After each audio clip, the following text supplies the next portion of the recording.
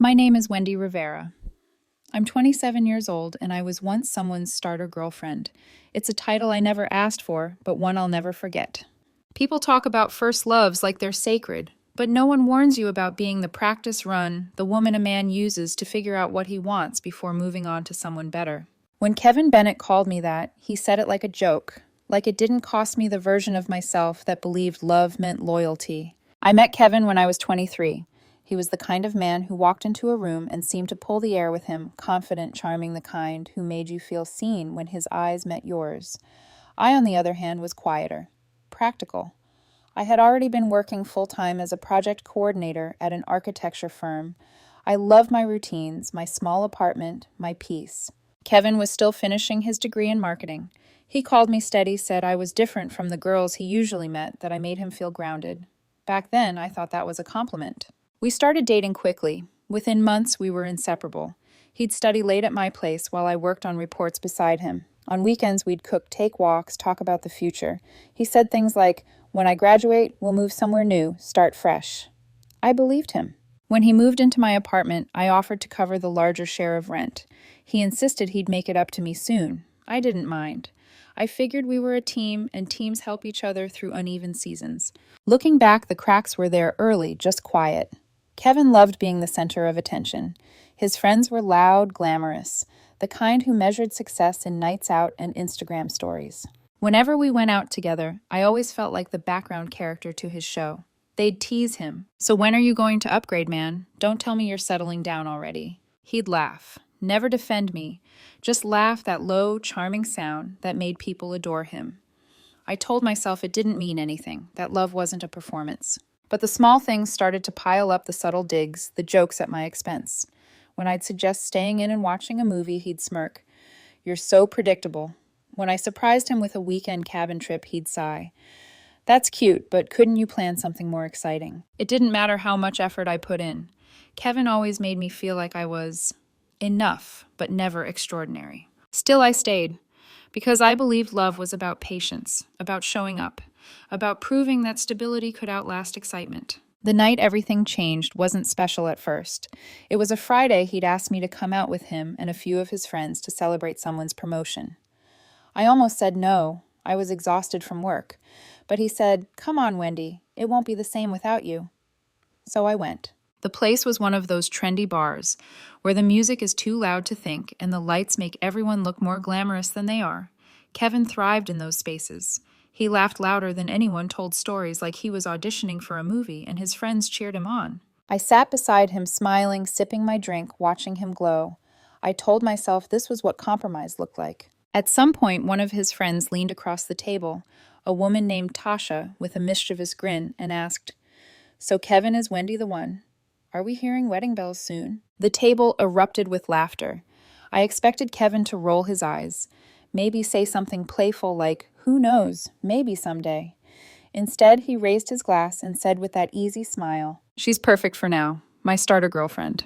They howled. Someone even clinked his glass and said, "Like a starter home." Kevin laughed hard, and I just sat there smiling like my heart hadn't just cracked open in front of everyone. Their laughter blurred. The music drowned beneath the rush in my ears. It felt like falling in slow motion, the world bright and dizzy, his face still glowing under the lights as if he hadn't just reduced me to a rehearsal. He kept talking, the conversation moved on, but for me, time stopped there. That moment became a mark I couldn't wash off. When we finally left, I didn't say a word. I remember the sound of my heels on the pavement, the cold air, his voice carefree beside me. He didn't notice my silence. Maybe he never really did. Inside the car, I stared out the window, replaying it again and again. Starter girlfriend. Safe. Predictable. Good enough for practice. I should have known right then that everything would change. But denial is softer than truth, and I wasn't ready to wake up yet. The drive home was silent. The kind of silence that feels heavy, almost alive, like even the air knows something's about to break. Kevin hummed along to the radio, drumming his fingers against the steering wheel. I sat there staring at the blur of streetlights, trying to understand how someone could hum after calling me practice. Finally, I spoke. My voice was calm, too calm. "Kevin, what did you mean earlier, starter girlfriend?" He glanced at me briefly, then looked back at the road. "Oh, come on, Wendy. Don't tell me you're taking that seriously. It was just a joke." It didn't sound like a joke. He sighed the kind of sigh that said he was already tired of the conversation. You always overthink things. I was just trying to make them laugh. Don't make it a big deal. You said I was a starter girlfriend, someone to practice on until you're ready for the real thing.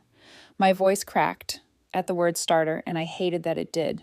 Kevin chuckled under his breath. You really don't get how jokes work, do you? Relax.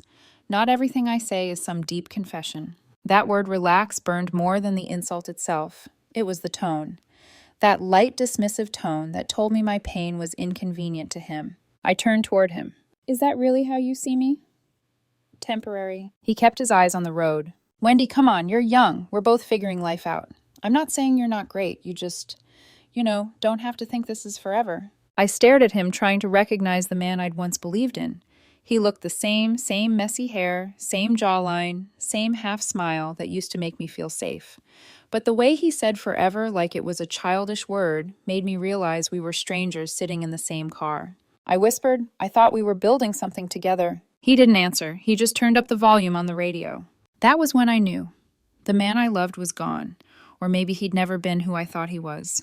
When we got back to the apartment, Kevin walked in like nothing had happened.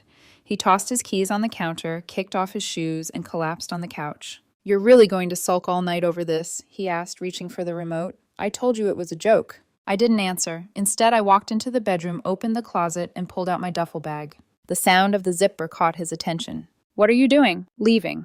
He blinked. Wait, seriously? Over one comment. I folded a sweater, placed it inside, and zipped the bag shut. It's not just one comment, Kevin. It's what it means.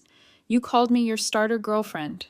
You think I'm just a chapter before the real story starts. He scoffed, incredulous. You're being dramatic. I looked up at him, really looked the man who once told me I made him feel grounded, now looked like a stranger balancing on his own ego. No, I said quietly. I'm just done pretending this is love. For a moment, he didn't speak. Then he leaned back against the couch and muttered, Fine, go ahead.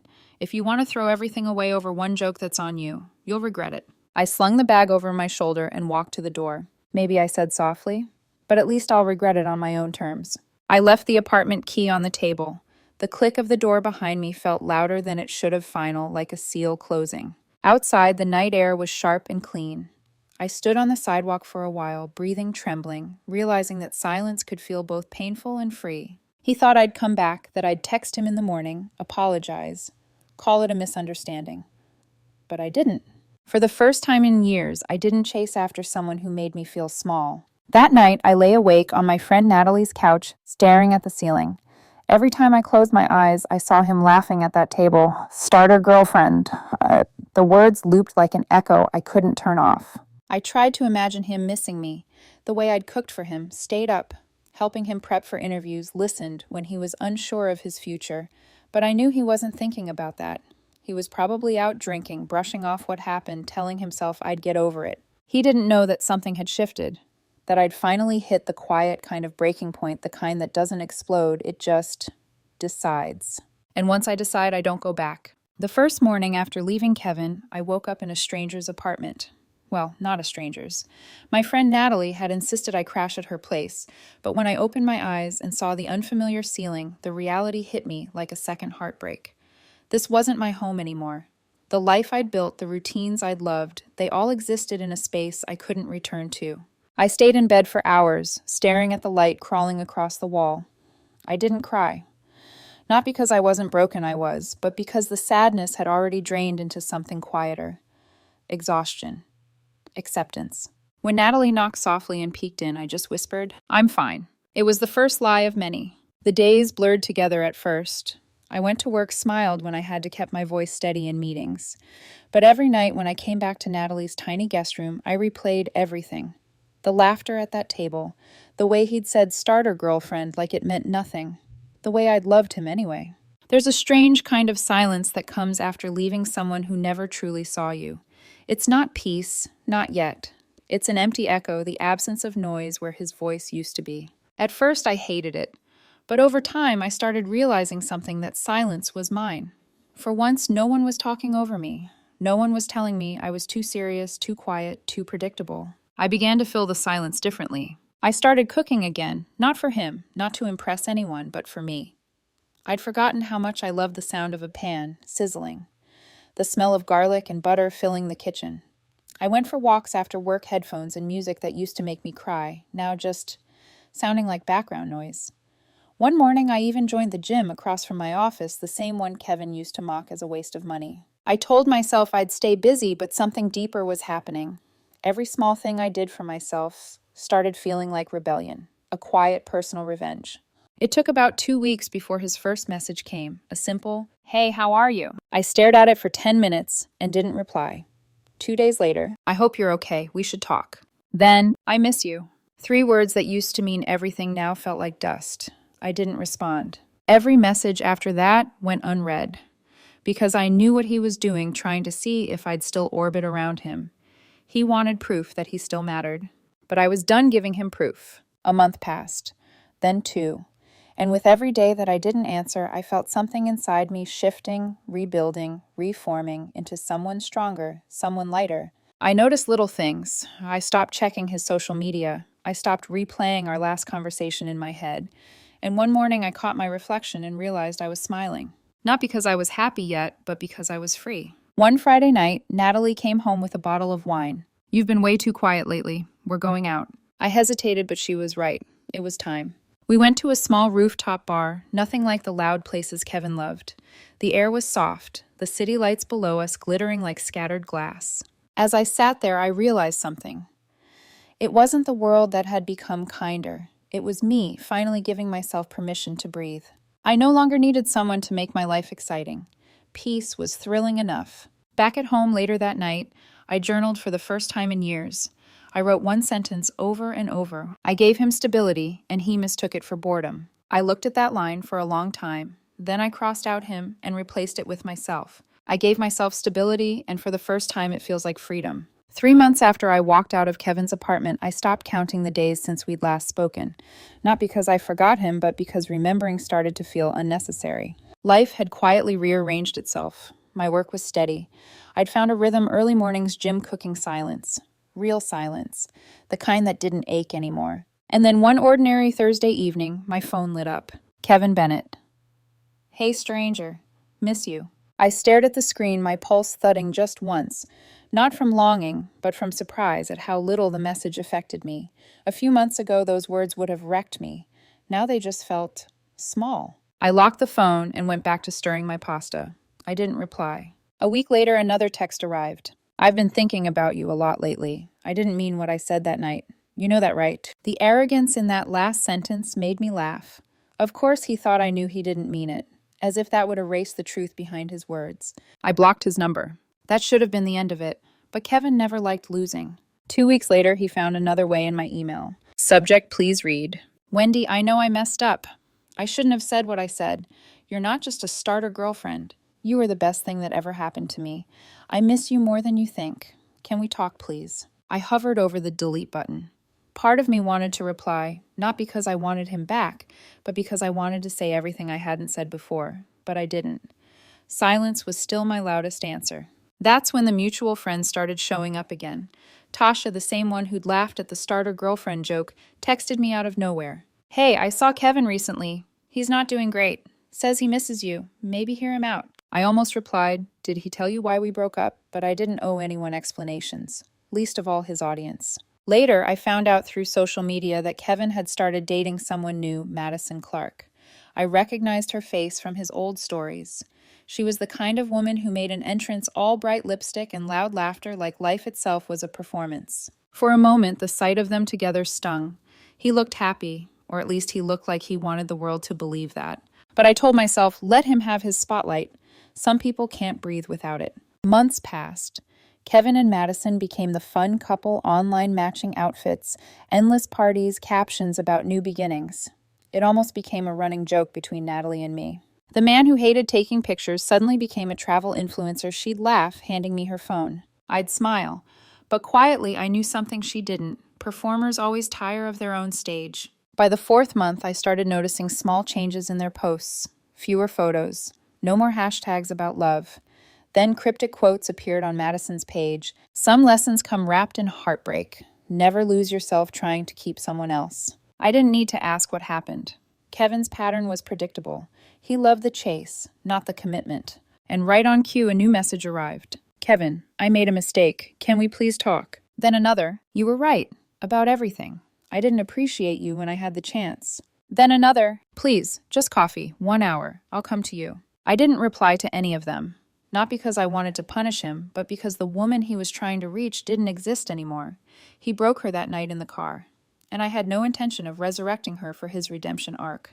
I thought silence would end things, but Kevin had one last act left in him. One evening, I came home from work to find an envelope under my apartment door.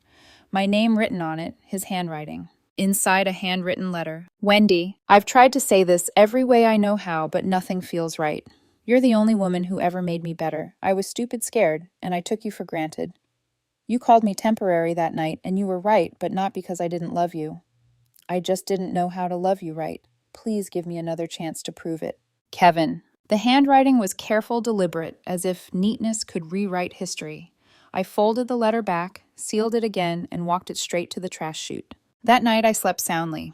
For the first time in months, I didn't dream about him at all, just silence. Soft, peaceful final. A full year passed before I saw him again. It was a Saturday night in early spring, one of those evenings that carries a hint of warmth in the air, the kind that makes the city feel alive again after months of cold. Natalie had dragged me to a birthday party for a mutual friend. I almost said no, but she insisted. It's time you show your face again, Wendy. You've been hiding long enough. I wasn't hiding, not really. I just didn't crave attention anymore. I liked my quiet life. But maybe she was right. Maybe closure sometimes wears the face of a crowd. The bar was dimly lit, full of laughter and music. I was mid-conversation when I felt that familiar shift in the air, that sudden awareness you get when someone who used to mean everything is suddenly in the same room. I turned, and there he was. Kevin Bennett. He looked almost the same, but not quite. The shine was gone. His smile looked forced, his shoulders heavier. When his eyes met mine, he froze. Then he smiled, slow and uncertain, like he was testing if he still had permission to. For a brief second, my chest tightened, not from love, but from memory. The human instinct to remember before you recover. He walked over, hesitating just enough to show that this wasn't confidence, it was desperation, dressed as courage. Wendy, he said softly. Hey. Hey, I replied, polite but distant. It's been a while. A year, I said, almost exactly. He laughed awkwardly, rubbing the back of his neck. You still keep track. No, I said. I just remember the last time I saw you. Some moments don't fade. That made him go quiet. We stood there, surrounded by the noise of the party, and yet it felt like no one else existed. He finally spoke. You look amazing, Wendy. You always did, but now you just glow. Compliments used to disarm me. Now they just bounced off. Thanks, I said simply. He exhaled like he'd been holding his breath for months. Listen, I know you probably don't want to hear this, but I'm sorry. For everything. I was stupid. I thought I needed excitement, but all I did was lose the best thing I ever had. I stayed silent. Not because I didn't have words, but because I didn't owe him any. Madison and we didn't last, he added quickly, watching for my reaction. It was a disaster. She said I didn't know how to love properly. Guess she was right. I looked at him, then really looked. The man who once mocked my predictability now looked tired, lost, chasing ghosts of what he'd ruined. Kevin, I said gently, I hope you learn how to love properly one day, but it won't be with me. He flinched a little. Wendy, please, don't say that. We had something real. Maybe we just needed time apart to figure it out. No, I said, we didn't need time apart. We needed honesty, and you gave me cruelty instead. He stepped closer, lowering his voice. You really think what I said back then defined everything? People say stupid things when they're scared. Scared of what I asked, of settling, of getting it wrong, of being stuck. Then you should have chosen someone worth hurting, I said quietly, because I was the one who stayed Kevin.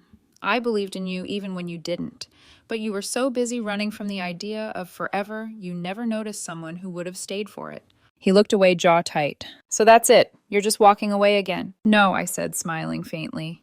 This time I'm not walking away. I'm just done standing still. For a long moment, neither of us spoke. Then I reached out and gently touched his arm the way someone might touch an old photograph before putting it back in a box. You were right, Kevin, I whispered. I was your starter girlfriend, but you were my final mistake. I turned to leave. He called after me, voice breaking just slightly. Wendy, wait. But I didn't, because there are some words you can't unhear and some doors that lock the moment you finally learn your worth. As I walked away, the noise of the party faded into a blur, laughter music, clinking glasses. Somewhere behind me, Kevin stood still watching. Maybe he finally understood what it felt like to be left behind. Maybe he didn't. Either way, it wasn't my story to finish anymore. It's been 3 years since that night at the party.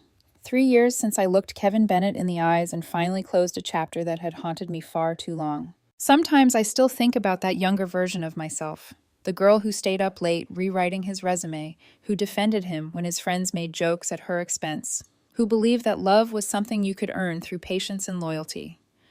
I don't hate her. I just wish I could tell her sooner that love doesn't have to feel like proving your worth. Life looks different now. My apartment is small, but warm plants on the windowsill, books stacked in corners, a life that feels entirely mine. I got promoted last year. My name is on the door of my own office now. On weekends I travel. Alone sometimes, with friends other times.